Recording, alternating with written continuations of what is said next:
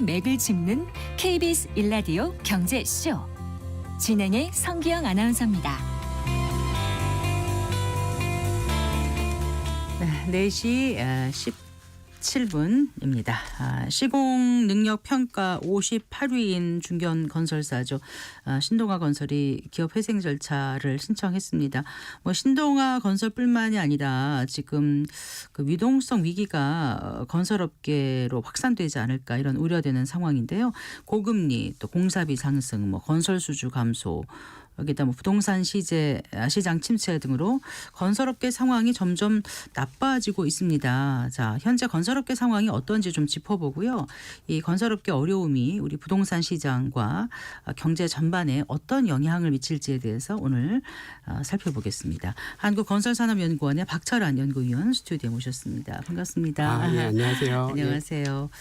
한때 서울에 놀러 오는 분들의 필수 방문 코스였었지 않습니까? 우리나라 그 초고층 빌딩의 상징이었는데 이제는 이제 여러 다른 빌딩들에게 자리를 내줬지만 이 63 빌딩을 지은 신동아 건설이 이제 법정 관리에 들어갔다는 뉴스를 많은 분들이 접하셨을 거예요. 도대체 어떤 상황입니까? 1월 6일 날 만기업 60억 원을 결제하지 못해서 서울회생법원에 기업회생 절차 법정 관리를 신청했습니다.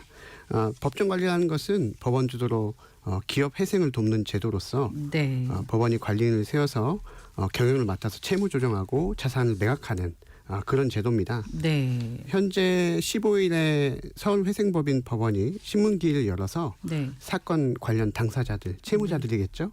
불러서 회생 절차를 도입할지 아니면은 파산시킬지 판단하는 과정이 있습니다. 엊그제 시작했군요. 네, 그럼 보통 그게 기간이 어느 정도에 이제 결정이 나는 거죠? 요게 그 법정 관리는 워크아웃하고 좀 다른데요. 좀 시간이 좀 오래 걸립니다. 그래서 한 몇 달 좀 걸릴 수 있을 것 같고요. 그동안 그 채무자들을 어떻게 그리고 어느 정도 수준의 이자로 이렇게 갚아나갈지에 대해서 계획을 세울 것으로 예상이 됩니다. 이제 주택 브랜드 그 파밀리에를 갖고 있고요. 또 연매출이 7,500억 원 상당 되는 걸로 알고 있는데 또 시공 능력이 이제 58위인 중견 그 업체로 알려져 있지 않습니까? 그런데 이제 많은 분들이 그런가 보다 나는 그 건설사하고 별 상관없는 거니까 이렇게 흘려버린 뉴스 있을 수 있겠습니다만은 이 아파트의 그 분양을 받은 이 브랜드로 분양받은 이런 분들은 지금 마음이 굉장히 불안하실 것 같아요. 그래도 이제 그렇게 크게 불안해하실 필요 없는 게 그 사실 이제 분양 보증이라는 게 있습니다.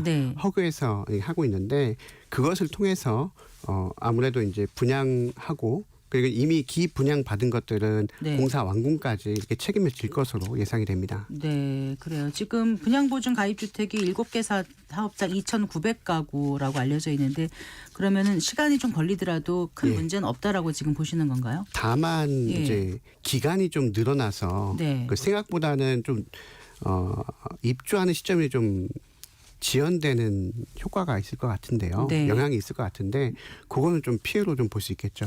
그래요. 이 58이라는 건설사가 어찌 보면 이제 60억 원의 어음을 막지 못해서 법정 관리 신청했다는 게 그만큼 이제 건설업계가 얼마나 어려운지를 보여주는 게 아닐까 싶어요. 실제적으로 계속 어렵다 도대체 몇 년 동안 계속 어렵다 하는데 얼마나 어려운 건지를 좀 수치로 이렇게 말씀을 해주시면 좀 더 와닿을 것 같습니다. 키스콘이라고 건설산업지식정보센터에서 폐업 신고 건수를 집계합니다.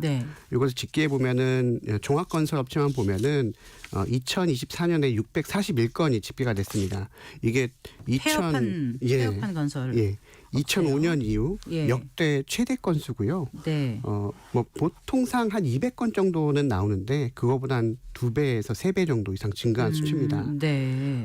또한 이제 건설업체들이 어려운 거는 수익 감소, 공사비 상승으로 인한 수익 감소, 그리고 부동산 경기 위축으로 인한 공사 물량 감소로 이렇게 두 가지로 귀결되는데 공사비 지수를 보면은 2020년 100으로 치자면은 작년 11월까지 보면은 134입니다.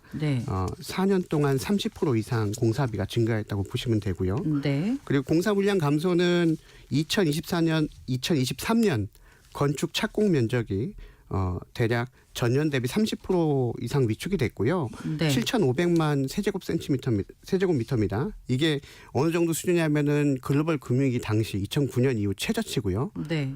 그리고 2024년 통계는 아직 집계가 안 됐는데 한 5% 정도 좀 회복은 됐습니다. 그래도 여전히 낮은 수준입니다. 예년에 비해서 한 30% 정도 낮은 수준입니다. 예. 네. 지금 이제 크게 공사비 상승으로 인한 수익 감소, 그다음에 부동산 경기 위축으로 인한 공사 물량 감소 때문에 건설업계가 어렵다 이렇게 말씀하시면서 공사비 지수를 2020년 예. 기준 100으로 놓고 말씀하셨어요. 예. 그런데 이 공사비 지수라는 건 어떻게 산출이 되는 거죠? 요 공사비 지수라는 것은 네. 그 한국은행에서 산업연관표라는 것을 만듭니다. 네. 산업연관표를 만들고 거기에 건설 산업에서 투입되는 네. 각종 자재들이 있습니다. 대략 분류별로 치면 한 200개가 넘는데 네. 그것을 지수화해 가지고 얼마나 그 올랐는지에 대해서 물가 산정하는 그 지수 자체에 각각 다 있습니다. 그것들을 반영시켜서 건설 산업의 비용으로서 이렇게 좀 볼 수 있도록 한 것입니다. 네. 그럼 그건 한은에서 하는 거예요? 아니죠? 아닙니다. 아닙니다. 우리 한국 건설 기술연구 산업연구 아니고 기술연구원에서 기술연구원에서 작성합니다. 예. 그래서 건설 공사비 지수를 만드는 거예요. 예. 근데 그게 이제 100이 2020년 기준일 때 100인데 지금 아까 2024년에 얼마라 그러셨죠? 134. 그러니까 그만큼 공사비가 100보다 올라갔다. 34% 올라간 거네요. 34% 올라갔습니다. 그러면은 대략 건설 업체들은 그만큼 34%만큼 어려워졌다라고 보면 되는 거예요? 생산 단가가 그만큼 올라갔다고 보면 되고요. 예. 통산적으로 건설업체들이 매출에서 수익을 내는 게 한 6% 정도 냅니다. 전체 매출에서 순수익으로 잡히는 평균적으로. 게요? 평균적으로. 네. 근데 이제 2023년도를 집계를 해보니까는 그게 이제 수익률이 3%대로 낮아졌고요. 24년은 아직 안 나왔는데 그거보다 더 낮아질 것으로 이렇게 좀 보여집니다. 네. 그래도 아직 적자는 아닌 건가요? 그거는 건바이 건입니다. 네. 업체들이 어떻게 그것을 대응하냐에 따라 가지고 공사비라든지 비용 문제를 잘 처리하면은 이제 수익률이 낮아질 수는 있겠지만 그것을 제대로 처리하지 못하면 이제 적자로 갈 수도 있는 거고요. 이게 평균이니까요, 그렇고요. 예, 그렇습니다. 어쨌든 3%라 하더라도 그보다 낮으면 이제 간신히 그냥 그냥 거의 넘어가고 있는 간신히 사업을 하고 있다. 그렇게밖에 볼 수 없는 상황이겠는데요. 네. 그래서 이제 여러 가지가 이게 건설업이라는 게 전후방 연관 효과가 크고 실제로 그 경제에 미치는 효과가 영향이 적지 않기 때문에 정부에서도 그냥 무조건 손 놓고 있을 수는 없어서 내수에 굉장히 지대한 영향을 미칠 수밖에 없고요. 그 후방 산업 중에서 특히 이제 자재 관련된 산업들이 지금 현재 많은 타격을 입고 있습니다. 네. 그래서 이제 좀 뭔가 건설업계 지원을 약속을 한 걸로 알고 있는데 어떤 걸 정부가 지원하겠다고 얘기했던 거죠? 작년부터 이제 그 건설업 그를 살리기 위해서 좀 활성화 방안들을 발표를 했습니다. 이게 되게 저희 이제 16년 동안 제가 이 업계에서 있으면서 되게 이례적으로 좀 봤어요. 왜냐하면 어떤 점이요? 네. 건설 업계를 지원하기 위해서 활성화 방안을 내놓은 그 타이틀을 그렇게 내놓은 적이 없었거든요. 이제 그만큼 어렵다는 상황이고요. 네. 이제 가장 중요한 것은 공사비입니다. 왜냐하면은 공사비가 올랐는데 이것을 얼마나 올랐지, 또한 얼마나 이것을 보상을 해줘야 되는지에 대해서 너무나도 이제 서로 정보가 없는 거예요. 네. 왜냐하면은 내 공사비를 챙겨야 되는데 건설업체들은 왜냐하면 그걸 챙기지 못하면 이제 자기 돈을 들여서 하고 적자기 때문에 그것을 좀 메꿔달라라고 얘기를 하고 있고요. 그리고 그 중간 과정 중에서 오르는 비용이 또 있습니다. 그 사이에 올랐기 때문에 그만큼 오른 것을 달라고 하는데 믿을 수가 없잖아요. 이제 그것들을 체계화하는데 풀어나기 위해서 공사비 현실화 방안이라고 이렇게 발표를 했습니다. 그런 여러 가지 이제 대책들을 내놨죠. 그래서 현실화를 어떻게 해준다는 건데요? 공사 그러니까 직접비하고 실제로 오른 비용에 대해서 그만큼 신청을 하면 그 돈을 줄 수는 없는 거잖아요. 맞습니다. 그만큼 다 주지는 못하지만 그것을 산정하는 기준 자체도 없었던 거예요. 왜냐하면은 그 전에는 저희가 물가지수라고 하면은 공사비 지수 말고 소비자 물가지수, 생산자 물가지수가 있습니다. 그런데 이제 건설 업계에서 공공공사 같은 경우에는 소비자 물가지수가 가장 안 오르거든요. 왜냐하면 품목이 많기 때문에. 근데 그 기준으로 해서 좀 주겠다라고 얘기했는데 건설업체 입장에서는 그렇게 받을 수가 없는 겁니다. 왜냐하면 공사비는 20% 올랐고 소비자 물가는 5에서 6% 올랐습니다. 그러니까 너무 차이가 크기 때문에 거기에 대한 이제 공사비 지수로 해야 된다라고 좀 주장을 했고요. 근데 이제 또한 이제 문제는 뭐냐면 직접비하고 간접비가 또 있습니다. 여러 가지 체계가 있는데 그것을 얼마나 어떤 기준에 의해서 할지에 대해서 좀 더 연구를 좀 했습니다. 그런 연구 결과가 올해 좀 나오고 있고요. 그 연구 결과에 따라서 좀 체계가 바뀔 것으로 생각이 됩니다. 궁금한 게 그러니까 직접적으로 건설사에 돈을 준다는 거예요? 아니면 금융권에 지원을 해서 대출 채권 뭐 만기 연장 같은 걸 해준다거나 해서 뭔가 숨통을 틔워준다는 거예요? 공공공사의 같은 경우는 발주처가 정부입니다. 네. 정부가 그 산정한 계산한 그 최초 초기에 이제 공사비라는 게 있어요. 이제 그래서 입찰 들어가서 그거보다 이제 낮은 금액으로 이제 해서 공사가 되죠. 근데 거기서 얼만큼 보상해 줄지에 대한 얘기입니다. 이제 그 얘기는 정부가 지금 발주한 거는 보상이 되는 거고요. 민간 같은 경우에는 서로 싸웁니다. 분쟁을 합니다. 근데 이게 되게 소모적이에요. 공사는 멈춰 있고 아니면 2, 3년 동안 얼마나 누가 해줘야 되는지에 대해서 막 서로 다투고 그러면은 시간이 넘어가요. 그래서 이제 거기에 체계에 있어가지고 정부가 좀 어떻게 보면은 그런 것들이 빨리 처리가 될 수 있도록 좀 진행한 게 아닌가 이런 생각이 듭니다. 제가 좀 이해를 못했거든요. 서로 싸운다는 게 그러면 분양 왜냐하면 서로 못 믿으니까 수분양자와 그렇죠. 그다음에 이제 공사하는 사람들이 그러니까 공사비가 올랐으니까 더 내라. 그렇죠. 그렇게 했는데 이제 우리 분양받는 사람 우리는 못 주겠다 이러면서 싸우니까 그런 갈등을 정부가 어떻게 해준다고요? 정부가 지금 여기에 이제 준비가 안 된 거기 때문에 제가 알기로는 그 정부가 이제 법정에 있어서의 그 효력에 있어서 이게 판결이 빨리 나올 수 있도록 이런 이제 몇 가지 체계를 잡아준 게 있어요. 이제 그런 것들을 왜냐하면은 공사비가 오른 이유가 뭐냐면은 첫 번째는 그 우크라이나 러시아 전쟁으로 인해서 이게 불가항력적이다. 이런 이제 불가항력적인 사유로 인해서 이렇게 오른 거에 대해서는 책임을 짓고 이게 보상을 해줘야 된다라는 형태로 뭔가를 이제 잡아줬어요. 이제 그게 이제 판결이 나면은 그 판결에 연관된 다른 사건들이 있지 않습니까? 그런 것들이 그걸 참고를 해서 이제 남아서. 빨리 그러면은 어차피 그 서로 협의를 봐야 되는데 분쟁까지 가버리면 너무나도 시간이 오래 걸립니다. 이게 몇 년 걸릴 수 있어요. 그런데 그런 판결문을 좀 참고를 하고 이런 것들에 대해서 보상을 해줄 것은 보상해주고 받으면은 제시해 주는 거군요. 빨리 진행될 수 있겠죠. 그런데 이제 지금 계속 건설업 위기 이렇게 얘기하는데 이게 반복되는 질문일 수도 있겠습니다만은 근본적인 이유는 뭐라고 보시는 거예요? 근본적인 이유는 그 첫 번째는 건설 업계에 좀 성향이 있습니다. 일단 그 성향이라고 얘기한다면은 굉장히 단기적이에요. 단기이게 치중돼 있어요. 이제 그거는 굉장히 리스크가 높고 또한 이제 규제가 많기 때문에 이때 못한다 해서 너무나도 이제 쏠리는 그런 현상이 있고요. 첫 번째는. 두 번째는 지금 예측하지 못한 상황들이 너무나도 많습니다. 이렇게 공사비가 오를지를 몰랐고요. 그리고 부동산 경기가 그 30% 그러니까 고점 대비 30% 감소 거의 한 70% 수준인데 이렇게 될지도 몰랐던 겁니다. 그러니까 장래 계획을 세우고 이 땅을 확보한 다음에 사업을 진행하려고 이렇게 했어요. 근데 땅값이 떨어졌죠. 그리고 이제 공사비가 올랐죠. 그럼 이거 사업을 할 수 없는 맞습니다. 사업을 할 수가 없는 겁니다. 그래서 이걸 재구조하는 과정 중에 있고요. 근데 중간에 이제 공사를 짓는 것도 문제입니다. 왜냐하면은 공사비가 이렇게 올랐는데 진행되면 진행될수록 비용이 올라가지 않습니까? 그것을 이제 계약자하고 협의를 해가지고 더 많은 비용을 좀 더 지불하도록 해야 되는데 그것을 설득시키는 과정이 좀 시간이 걸리는 겁니다. 그래서 어려운 상황이고요. 지금 어려운 상황은 뭐냐면은 실질적으로 이제 매출이 감소하는 시기입니다. 이제 그동안 이제 작년까지만 해도 공사 물량이 많았어요. 상반기까지만 해도. 그 물량은 뭐냐면은 가격이 급등할 때 받아온 사업들이에요. 이제 그런 것들은 가격 책정이 제대로 안 됐긴 했죠. 중간에 많이 올랐기 때문에. 이제 그런 것들은 작년에 좀 마무리가 됐어요. 근데 그 이후에 아까 말씀드렸듯이 착공 면적이 30% 감소하지 않았습니까? 시작하는 게. 보통 공사 시작하면은 주택 공사 같은 경우는 3년 걸립니다. 이제 그 3년 걸리는데 그 텀을 계산해 보면은 작년 5월부터 이제 마이너스 전체 공사 물량이 이제 위축이 되기 시작했고요. 올해에도 마찬가지입니다. 공사 물량이 위축되면은 건설업체 입장에서는 100만 원 벌다가 이제 한 70만 원 벌고 뭐 절반 50만 원 벌 수도 있고 이렇게 버는 물량이 쪼그라드는 겁니다. 더 힘든 겁니다. 그럼 그런 지금 어려운 상황이라고 볼 수 있죠. 그러니까 굉장히 단기적으로 하고 잘 된다고 할 때 막 밀어내게 분양을 하다가 그러면서 시행사 이런 쪽에서도 땅을 많이 사놨는데 이게 이제 어떤 이유로 인해서 공사비는 오르고 분양은 잘 안 되고 수익이 안 나는 수익이 구조. 안 나는 예. 구조가 되니까 이제 PF 받은 돈도 갚지도 못하고 이러면서 예, 예. 지금 문제가 계속 예. 생기는 것 같아요. 예.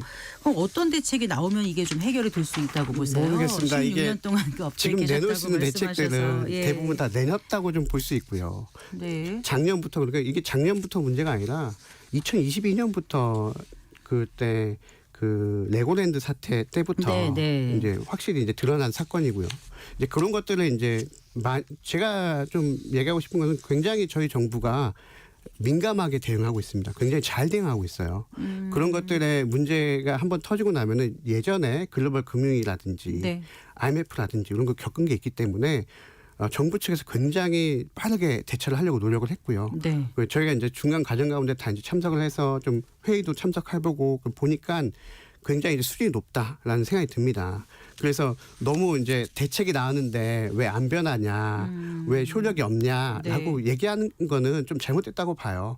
왜냐하면은 지금 시장 상황 가운데에서는 어느 누가 해도 어떤 대책을 내놔도 이게 효력이 그렇게 바로 날 수가 없어요. 좀 네. 시간을 두고 기다리면서 봐야 된다라고 좀 보여집니다. 그럼 지금 전 통계가 얼마큼 잡혀 있는지 모르겠습니다만은 부실 우려되는 사업장, 뭐 도산으로 갈 만한 사업장은 전체 중에서 어느 정도로 지금 그거 그 PF 보세요. 관련해 가지고 금융감독원에서 집계한 게 한 정확한 숫자는 지금 확인이 제가 이제 기억이 안 나는데 한 200조 원 정도 되는 것 같습니다. 네. 거기에 200조 원이요? 네. 예, 거기에 한 10% 정도가 이건 네. 대출 규모입니다. 거기에 한 10% 정도가 3번 연체 이상 돼 가지고 네. 그걸 좀 부실 사업장으로 아하, 잡았어요. 네. 그래서 한 20조 원 정도 되고요. 네. 이거를 작년 9월부터 재구조화해라. 네. 팔아서 새로운 주인 잡아서 아하. 사업을 낮은 가격으로 책정한 다음에 시행해라. 네. 그리고 너희들 이거 손실 처리해라. 이렇게 했습니다.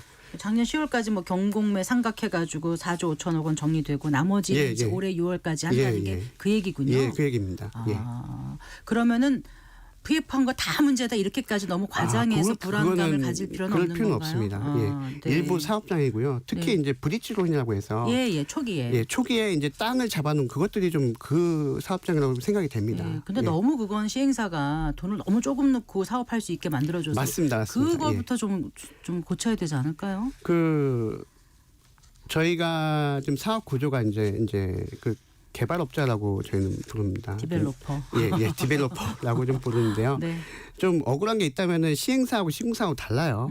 그러니까 시공사는 정말 책임준공 확약을 통해 가지고 네. 앞단에서부터 끝단까지 모든 리스크에 다 관여가 돼 있습니다. 그렇죠. 마지막 공사 짓는 것까지 책임을 짓고 네. 그 품질까지 책임을 져야 됩니다. 그래서 굉장히 좀 어려운 좀 건설 업체들은 어렵고 시행사들 같은 경우에는 정말 5%도 안 되는 자기 자본 가지고 들어가서 네. 사업을 일으키는데 네. 여기 제가 지금 근본적인 문제는 아무래도 이제 돈이 있는 그룹에서 제1금융권에서 이게 적극적이진 않습니다. 왜 워낙 리스크가 크기 때문에. 네. 그래서 이제 그들이 안 하는 사업을 2금융권, 3금융권, 소위 네. 말해 저축은행들이 하고 있는. 그러다 보니 금리도 높고. 예, 네. 맞습니다. 이제 이런 것들이 선진화되지 않았다고 봐요. 그런 것들이 너무 길어진 운동장이다 보니까는 네. 좀 1금융권도 좀 적극적으로 나서서 좀 할 수 있도록 좀 그럼 디벨로퍼들도 자기 자본이 어느 정도 좀 예. 있어야지 예, 할 수 예. 있도록 좀 바꿔야 되지 않을까요? 예, 맞습니다. 네. 근데 이제 이런 생각들을 하시는 분들이 많아요. 그래도 시행사나 이런 사람들은 예. 땅 짓고 헤엄치겠다. 엄청나게 비싸게 분양을 한다. 그리고 뭐 최근에 무슨 굉장히 유명한 지역들 이런 데 예, 보면은 뭐 서로 간에 치열한 수주 경쟁을 한다. 이런 거 보면 진짜 힘든 거 맞아. 이런 얘기들 하거든요. 예, 그거는 사실 시행사들 성공하는 것만 보면은 그렇죠. 그 시행사가 그러니까 저도 이제 얘기를 들어보니까는 요게 3번 이상 성공하기가 어렵다라고들 얘기를 해요. 통계적으로 보면은 2번 성공하고 나서 3번째 만약에 사업장 이제 세 번째 맞습니다. 사업. 이제 네. 3번째 사업장에서 안 돼 버리면은 네. 첫 번째, 2번째 난 거 다 이제 마이너스로 돌아섭니다. 네. 그만큼 리스크가 커요. 그래서 그 리스크에 비례해서 어느 정도 이제 수익을 내는 거에는 하이 리스크 하이 리턴이라고 좀 봐야 되겠죠. 네. 그리고 최근에 건설 업체들이 경쟁하는 시장은 제가 보기에는 그들만의 리그입니다. 1, 2위 저희 10위 안에 드는 건설 업체들이 네. 보통 현대건설 같은 경우에는 매출액이 30조 원이 넘습니다. 그런 30조 원 넘는 업체들이 들어가는 사업장은 조단위 사업장입니다. 네. 예, 그들만의 이제 시장을 좀 봐야 될 것 같고요. 나머지 업체들은 건설 업체들이 굉장히 많습니다. 그런 이제 뭐 10,000개가 넘고요. 네. 그럼 작은 건설 업체들이 들어가는 시장은 좀 다릅니다. 예. 네, 그래요. 어쨌거나 그 작년에 분양 시장에서 그 이제 10대 대형 건설사 비중이 절반을 넘었다고 하더라고요. 네. 이제 대형 건설사 쏠림 현상이 계속 있다 보니까 이로 인한 부작용도 있지 않을까 이런 우려도 되고요. 그 점도 좀 짚어주신다면은요.